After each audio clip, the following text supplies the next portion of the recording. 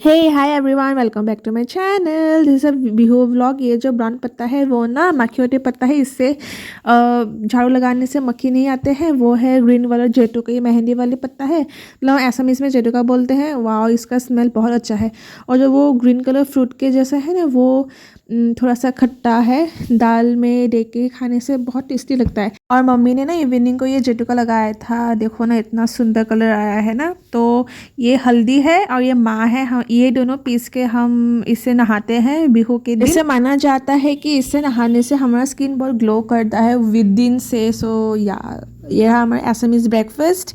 क्या ही बोलो Assamese breakfast के बारे में, कितना ज़्यादा हेल्दी होता है एंड ऑल्सो वेरी टेस्टी होता है। ये असमीज ब्रेकफास्ट का खासियत ये है कि बहुत ज़्यादा हेल्दी होता है।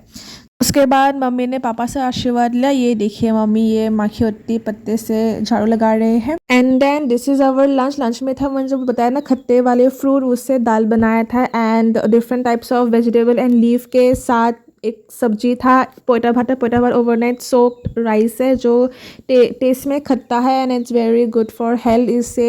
इसे खाने से आपकी होल बॉडी को ठंडक फील करवाते हैं।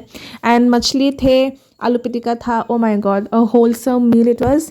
इवनिंग में जितने भी सूखे पत्ते थे, नॉर्मल लीफ थे, कचरा था, वो जला के हमने जाग दिया। यही था हमारा बिहू।